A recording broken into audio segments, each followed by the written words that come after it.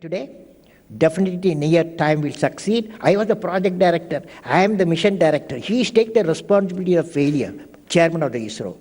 Next time when succeeded, he asked me to you go and conduct a press conference. Do you follow? That means when the success comes, he gives his people.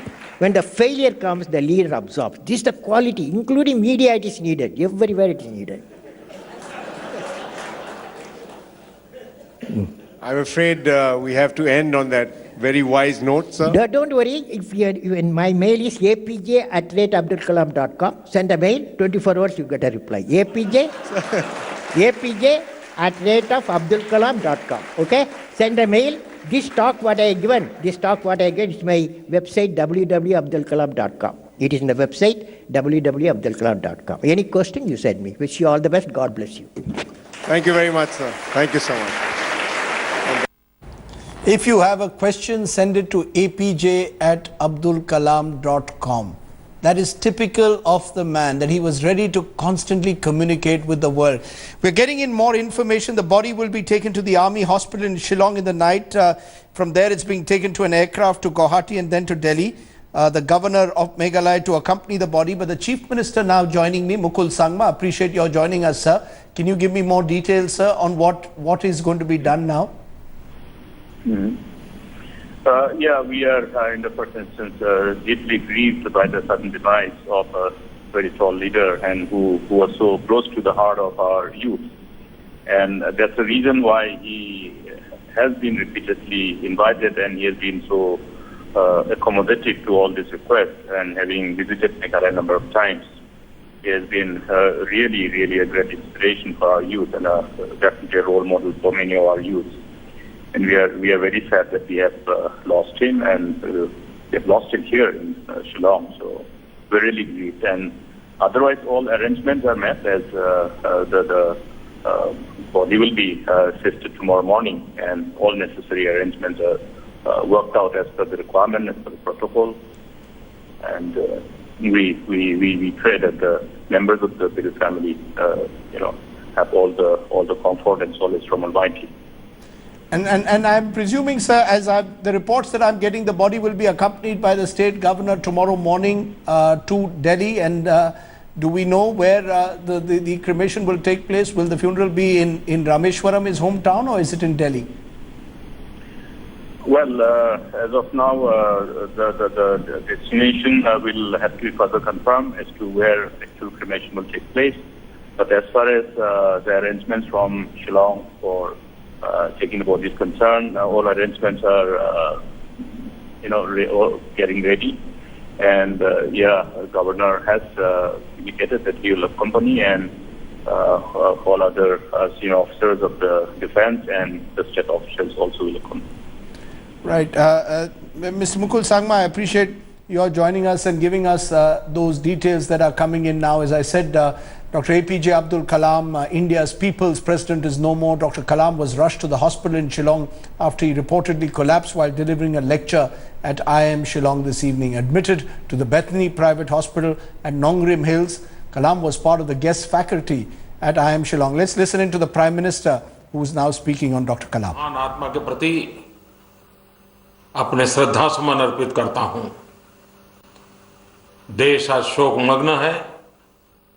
उनका कार्य हमें देश को आगे बढ़ाने के लिए प्रेरणा देता रहेगा। मैं फिर एक बार इस महापुरुष के जीवन को, उनके कार्य को, उनकी प्रेरणा को नमन करते हुए देशवासियों को इस शोक संतप्त अवस्था में, गहरे सदमे की इस अवस्था में मेरे पास अधिक कुछ कहने के लिए शब्द नहीं बचे हैं। That was Prime Minister Narendra. Okay, that's Prime Minister Narendra Modi there paying his tribute to President Kalam. Clearly the tributes are coming from across party lines. This was a man who rose above every political affiliation. He belonged to no political party. He belonged to a great country called India. That's what Abdul Kalam in a sense will represent. Someone who was able to rise above all party affiliations and belong to the people of this country. In a sense, when we use this word people's president, it typifies the man. We saw in that little clip at the India Today conclave, telling people, if you have a question, please send it to apj@abdulkalam.com. Now, I don't know which public leader has so openly, so infectiously, so graciously, constantly tried to interact without, it wasn't about himself. He was always speaking about India. He wasn't speaking about what he had achieved, but what India could achieve. Well, the lack of affectation Yes. is something which is absolutely striking, because that's there right till the end, in the sense, this man, he had been one of the leading scientists. He had developed the SLV-3. He had then been transferred to develop, being given charge of India's missile program. Then he gets become the chief of DRDO. He gets the Bharat Ratna, becomes president of India, and yet no affectation. You saw no change. You saw personality. no change. His personality remained the same. That's interesting, because Nirmala Sitharaman, Commerce Minister, joining me. Nirmala ji, your thoughts when you first heard that APJ Abdul Kalam is no longer with us? He was one of the greatest persons, I can tell you. Very simple, true from his heart. Anytime you spoke to him, he would just speak out of his heart.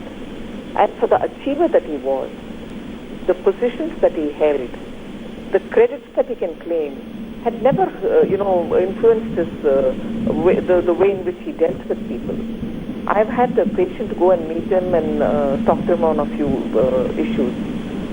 Absolutely rooted and, knew himself well, and with great simplicity he would communicate and talk, and of course motivated all of us. He was the first person, I would think, who went on a spree to tell youngsters, dream big.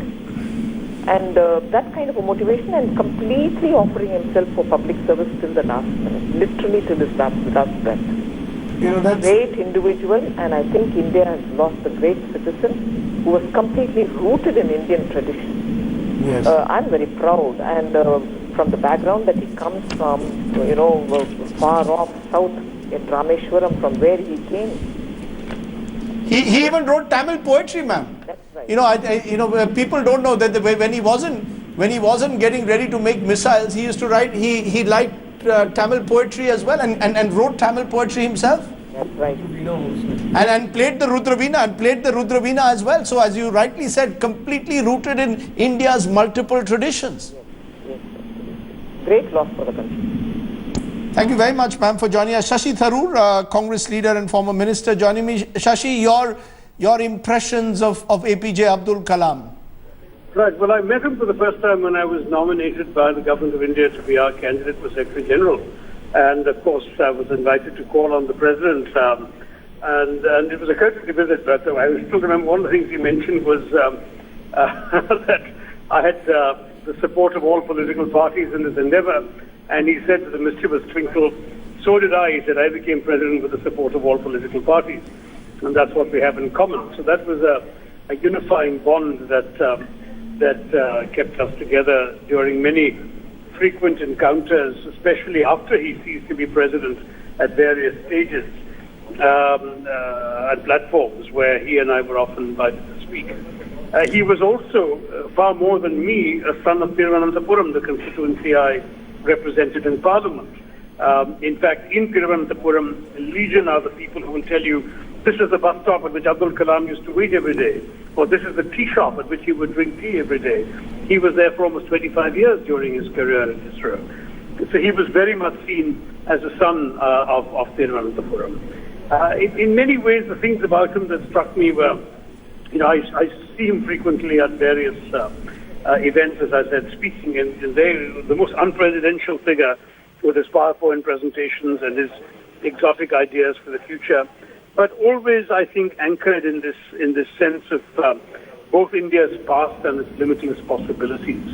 Here was somebody who grew up selling newspapers as a child, somebody who obviously was an adherent of the Islamic faith, but was very deeply rooted in Hindu spirituality, South Indian classical culture, played the veena, wrote and understood and recited poetry of the ancient texts, particularly the thing about Abdul Kalam was that he was extraordinarily rooted in conventional, if you like, classical Indian culture. And at the same time, if you read his books, his articles, his speeches, he was always thinking ahead. He had a tremendous vision for the future. He knew what could be done. He had some brilliant insights, none more telling, I think, than his campaign to provide urban facilities in rural areas, where he would talk about why should people migrate from villages to cities. What we need to do is to ensure that every village in India has internet connections, broadband, telephone, 24/7 electricity. Then people will not only not need to move, but they will be able to do everything in the villages that they have to go to the towns to be able to do. These kinds of ideas, truly, to use the title of one of his books, ignited minds. And I think that ignition is what we should all be grateful for. You know, Shashi, you're putting it brilliantly, and I love the way you said that, you know, he was rooted in classical Indian traditions, played the veena, wrote Tamil poetry, and at the same time, when you see his books, he was always futuristic. In a sense, would you say, therefore, that he had this extraordinary gift of being rooted in Indian traditions and yet aware of India's place in the 21st century? He was someone who combined the best of the past with the possibilities of the future. Very much so. I couldn't have put it better, Rajiv. That's exactly what he did. And I think it was precisely because he was anchored in the past that he was committed to the future. That he everything he did, whether it was as a missile technologist, as a rocket scientist, or as one of the leading figures behind the nuclear program, he was thinking of India throughout with an immense sense of what that Indian civilization meant to him as a human being, as an Indian. And I think that's something that is all too rare. The one word that can never be applied to Abdul Kalam is deracinated. This is a man whose racine, whose roots were very, very deeply set in India's soul, in India's traditions, and his commitment to the nation, its prosperity, its security, its future, simply can be rivaled by no one. So we have lost a great son of India. And certainly, I know that particularly in my constituency of Thiruvananthapuram, the mourning will be intensely personal. This is a man who lived amongst the people of Thiruvananthapuram as an ordinary citizen and will be remembered very much as a brother would be.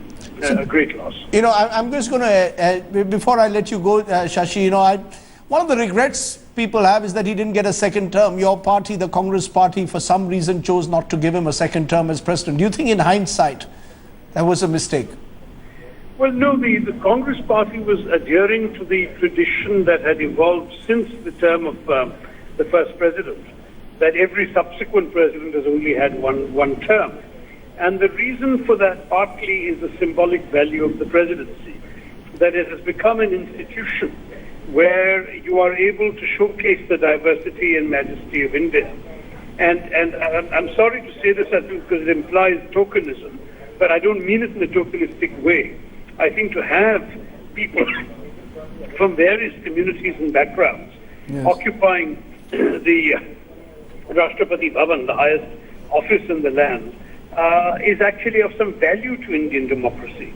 And so having, as we have had, since Rajendra Prasad ji, the only one to have had 2 terms, we've had a philosopher, followed by an educationist who was a Muslim, followed by a trade unionist, followed by a Muslim from the northeast, followed by a fairly straightforward conventional South Indian politician, or 2 for that matter, followed by figures like the first Dalit president, K.R. Narayanan, the first woman president, Pratibha Patil.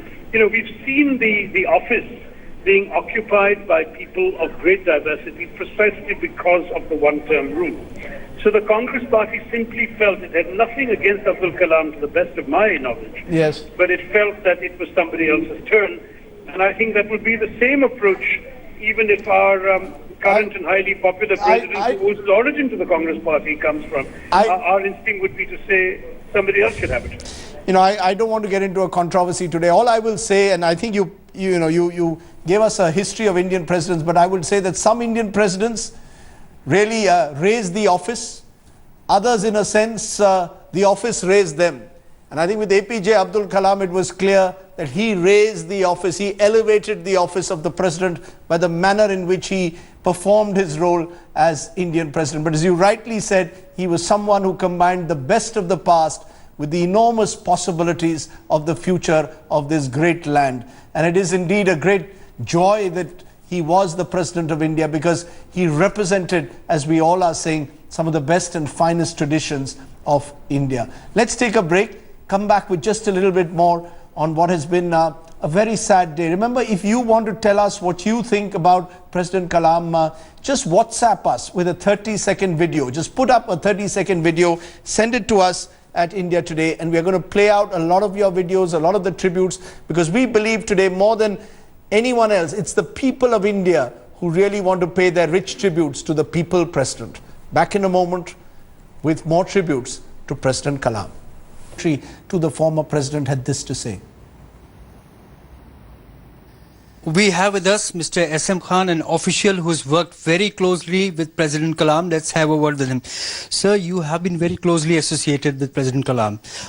When did you hear about his demise, and what were you told? First of all, I should tell you that I was really fortunate to have worked with you for 5 years. He was such an inspiring personality I have never seen in my life. Even now, whenever I used to go to meet him, in fact, I met him at his residence just day before yesterday. He always had a message to tell something. He was telling me just day before yesterday that whenever you do a thing, because whenever I used to go, he used to ask, what are you doing these days? So I always used to tell about my assignment. So he says, whatever you do, do differently. Because people come and do things, but those people are remembered who do things differently. So that was his message, and he has gone, in fact, very active. And in fact, today also he was delivering lecture to the youth of IIM in Shillong. He was always on move, always on move. And during lecture, he was suddenly taken ill and rushed to hospital, and he was declared as passed away. And how would you remember him, sir? Because you have worked so much with him. Actually, I cannot tell you in sentences or words or even in an essay. I cannot describe his personality. He was a statesman, a visionary, above all a great human being, great human being. Whenever we used to work with him, he was always concerned about everybody, about all the staff members. He will always ask, have you taken your food?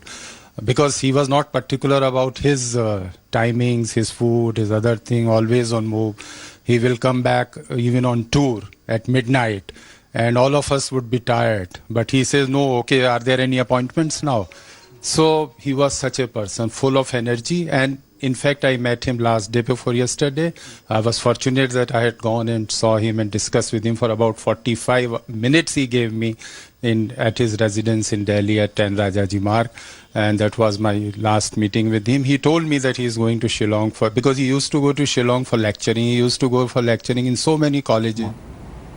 Okay, that is SM Khan, former press secretary to the president. I'm joined by Najma Heptulla, senior minister in the Narendra Modi government. Ms. Heptulla, your reactions when you heard that President Kalam is no more? Well, I was extremely sad because I have known Kalam Saab for a long time. I respected him as a good, excellent scientist. He was known as Missile Man. Country owes him a lot.